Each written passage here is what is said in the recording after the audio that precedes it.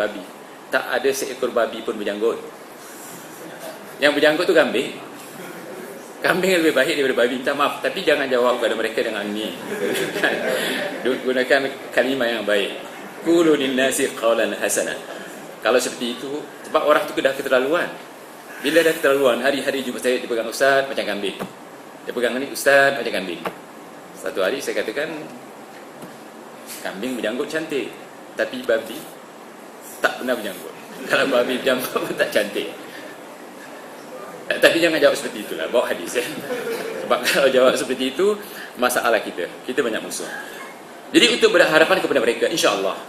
Makanya orang-orang sunnah yang menjaga qiyamul lailnya tidak takut kepada siapa pun depan kita. Kepada siapa pun. Makanya salaf, dakwah salafiyah berkembang dengan cepat di negeri kita kerana pendai-pendai salaf tidak takut, tidak gentar dengan siapa. Dan senjata orang-orang salaf paling canggih, kata Rasulullah, Al-Quran hujjatun lak aw alaik. Quran adalah hujjah untuk kamu menyerang dan hujjah untuk kamu menangkis. Itu Al-Quran. Dan hujjah dikatakan hujjah qati'ah, hujjah pemutus, lebih tajam daripada pedang-pedang yang ada. Itulah Quran dan hadis. Maka dikatakan hujjah qati'ah.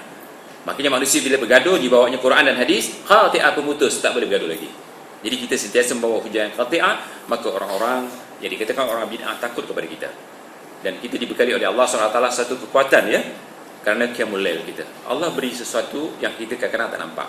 Jadi di antaranya pemberian Allah, jagalah qiyamul lail kita sedaya mungkin. InsyaAllah kita akan jadi orang yang dibekali oleh Allah SWT keberanian untuk menegakkan kebenaran ini. Jangan takut tuan-tuan. Di Malaysia, di Singapura, orang menegakkan kebenaran tidak pernah dibunuh. Ditakuti, dia lari mereka. Tegakkan kebenaran ini. Lihat di halaman 22. Tidak boleh merasa hasad, yakni iri hati, kecuali kepada orang yang solat malam, kemudian membaca Al-Quran di waktu malam, di dalam solat malamnya. Ataupun kalau kita sudah membaca ataupun sudah solat, waktu masih panjang, kita sambung dengan membaca Al-Quran. Bukankah kita baca tadi ayatnya, ya ayyuhal muzammil qumil laila illa qalila nisfahu aw inqus minhu qalila aw zid alaihi wa rattilil qur'ana tartila. Itu sampai sembahyang dulu. Bila dah habis waktu sembahyang ataupun kita dah sembahyang dah 11 rakaat, jangan tambah lagi. Sebaiknya kalau kita nak tambah, baca Al-Quran, wa rattilil qur'ana tartila. Rasulullah SAW sentiasa membaca Quran waktu malam. Dan baca Al-Quran waktu malam itu memberi kesan yang baik kepada jiwa kita. Nanti kita lihat dalam Al-Quran, Al-Quran menjelaskan bahawa orang baca Quran waktu malam memberi kesan yang baik. Hening jiwanya, takut kepada Allah, berani menegakkan kebenaran, insya-Allah. Jadi kata Rasulullah SAW, la hasada illa fi ithnain, rajulin atahu Allahu al-Qur'ana fa huwa yaqumu bihi ana al-laili wa ana an-nahar. Wa rajulin atahu Allahu malan fa huwa yunfiquhu ana al-laili wa ana an-nahar. Tidak boleh berasa berhasad dengki kecuali pada dua perkara. Terhadap seseorang yang Allah kurniakan Al-Quran lalu dia solat dengannya, yakni membaca Al-Quran di waktu solatnya. Membaca Al-Quran di waktu solatnya. Apa dia? Selepas baca Fatihah, kita baca Al-Quran dengan panjang. Membaca Al-Quran dengan panjang. Yaqra'una bil mi'in. Rasulullah SAW membaca dengan ratusan bacaan. Di mana? Di malam dan di siang hari. Dan berharap seseorang yang Allah kurniakan harta, dan terhadap seseorang yang Allah kurniakan harta lalu diinfakkan di malam dan siang hari. Ada orang mungkin tidak mampu untuk infakkan hartanya siang dan malam. Kalau kita lihat dalam Matnul Arba'in, di situ ada hadis, orang yang tidak mampu untuk memberi infak siang dan malam, itu digantikan dengan ucapan tasbih, tahlil, takbir, ataupun paling-paling kita sembahyang 2 rakaat di waktu duha. Sebabul urut hadis ini begini, para sahabat melihat orang-orang kaya pagi diinfak, lihat para sahabat tengah hari diinfak, petang diinfak, malam diinfak. Mereka semua cemburu. Adukan kepada Rasulullah SAW. Kata Rasulullah SAW, kalau engkau tidak mampu untuk infak seperti mereka.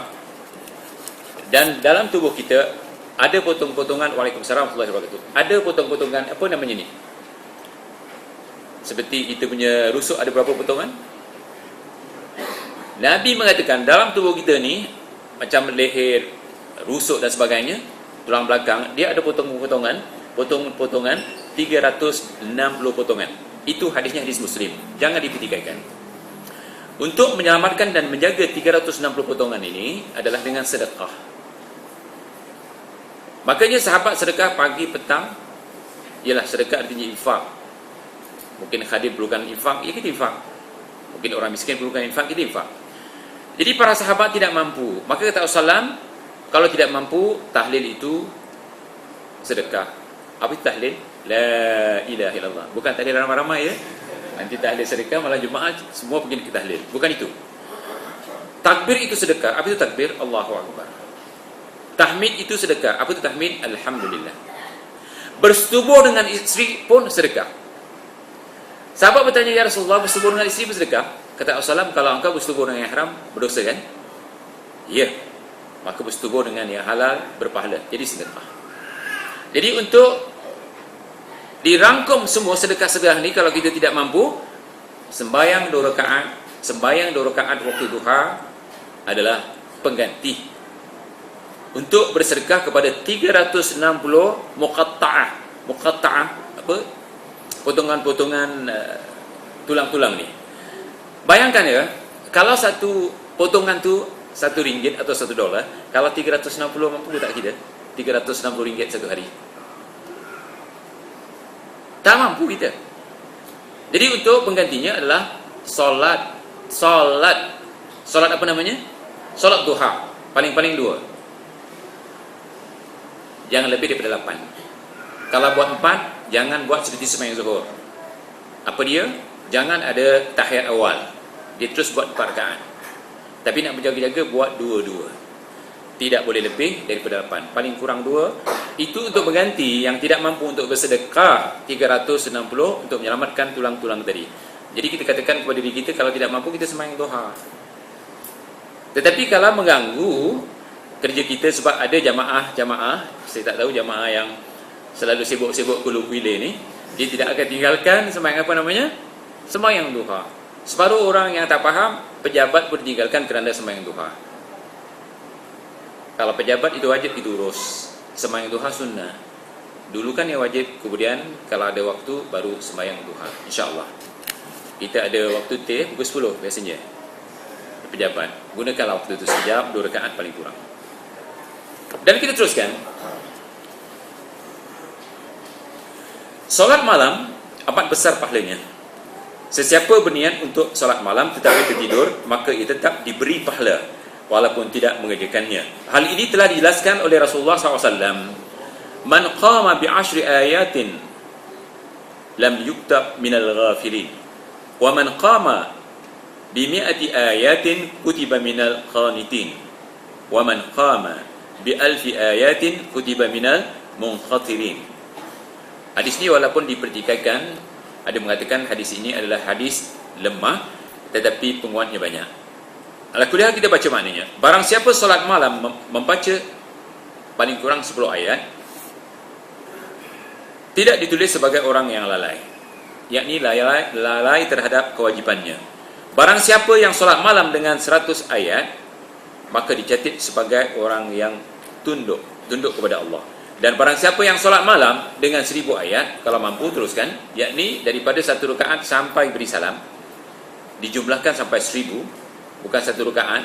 Kalau tidak mampu, daripada rakaat pertama sampai rakaat yang terakhir, kalau mampu melakukan sehingga 1000 ayat, subhanallah, maka dicatat sebagai orang yang mendapat limpahan keuntungan, yakni di akhirat. Di dunia kita tak nampak. Begitu juga hadis Rasulullah SAW, man ata firashahu wa huwa yanwi an yaquma yusalli min al-laili faghalabahu 'ainah hatta asbah kutiba lahu ma nawa wa kana naumahu sadaqatan 'alaihi min rabbi. Barang siapa yang mendatangi tempat tidurnya, dia berniat untuk solat malam, kemudian dia tertidur sehingga ke pagi, maka akan dicatat baginya apa yang telah diniatkan, dan tidurnya merupakan sedekah yang telah diberikan kepadanya. Hadis ini adalah hadis yang sahih sebagaimana disahihkan oleh Albani ya dalam Irwa Al-Ghalil. Hadis ini daripada An-Nasa'i dan hadis ini adalah hadis yang sahih. Nanti siapa yang ada buku Irwa Al-Ghalil, nombor hadisnya 458. Dan banyak lagi hadis-hadis yang seperti ini. Antaranya an Aisyah radhiyallahu anha qalat, qala Rasulullah sallallahu alaihi wasallam, ma min ri'im takunu lahu salatun bilailin faghalabahu alaihi naum illa kataballahu lahu ajra salatih wa kana naumahu sadaqatan alaihi. Hadis ini juga disahihkan oleh Syekh kita di buku yang sama, Irwaul Ghalil. Maksudnya dari Aisyah radhiyallahu anha, beliau berkata, telah bersabda Rasulullah SAW, tidaklah seseorang yang meniatkan solat malam lalu dikalahkan oleh tidurnya, yakni tertidur, melainkan Allah akan menuliskan baginya pahala solat malam yang tidurnya itu menjadi sedekah baginya. Jadi jangan lupa berniat, insya-Allah. Kemudian bacaan seseorang di dalam solat lailnya dicatat sebagai penerima pahala dan fadilat yang besar. Tuan-tuan, hadis-hadis yang kami muatkan adalah hadis-hadis yang sahih. Oleh kerana banyak hadis-hadis seperti ini, mungkin banyak yang belum kita baca, tak sempat. Jadi malam ini ana katakan kepada antum, al-alim wal muta'allimu sawa. Yang mengajarkan, yang mendengar, itu pahalanya sama. Apa dia? Apabila saya membacakan hadis, saya dapat pahala. Anda ni semua, antum mendengar pun sama pahalanya, tidak dikurangkan. Keberkatan mendengar Al-Quran, mendengar hadis, ada ulama mengatakan sama keberkatannya. Tujuannya adalah untuk dekatkan diri kita kepada Allah SWT. Tujuannya untuk beribadah. Jadi duduk wahyu. Wa ma yantiqu 'anil hawa in huwa illa wahyun yuha. Nabi tidak bercakap ikut hawa nafsunya, tapi yang dikatakan adalah wahyu. Jadi mendengar wahyu, subhanallah, rahmat Allah mencurah-curah. Jadi hadis ini, walaupun tidak mampu menghafalnya, sekurang-kurangnya buku ini antum sudah miliki. Jadi untuk memberi semangat kita untuk qiyamul lail, baca hadis-hadis ini. Siapa yang menunjukkan ini adalah Rasulullah SAW, Sadiqul Masduq. Bila kita nak baca hadis seperti ini, hadis ini sejak 1400 tahun dulu sampai sekarang dipelihara. Untuk siapa? Untuk kita. Kalau kita tak baca, macam mana kita nak faham? Kalau kita nak baca, tak baca, macam mana kita nak melakukan? Jadi untuk memberi semangat kita melakukan qiyamul lail, hadis-hadis inilah yang membantu. Jadi insya-Allah hadis ini senang dipahami. Kalau tidak faham, angkat tangan, terus saya syarahkan insya-Allah. Yang keenam, salat malam menghapuskan dosa-dosa yang lalu, sebagaimana dijelaskan oleh Al-Quran dan hadis-hadis sahih. Dijelaskan oleh Rasulullah, liyaghfira laka ma taqaddama min dhanbika wa ma ta'akhkhar, supaya Allah menghapuskan dosamu yang telah lalu dan yang akan datang. Itu qiyamul lail. Ini antaranya adalah memperkatakan tentang qiyamul lail. Dalam tafsir surah Al-Fatih, ini ditafsirkan di antaranya oleh imam hadis dan imam tafsir. Yang ketujuh, solat malam memudahkan masuk syurga dan rasa aman, sebagaimana yang dijelaskan oleh Rasulullah sallallahu alaihi wasallam. Sudah masuk syurga. Tuan-tuan, cuba lihat ulama-ulama yang terulung. Baca sejarahnya. Syafi'i, Maliki, Hambali, Hanafi. Subhanallah, mereka paling kuat qiyamul lail. Begitu juga Ibn Taimiyah.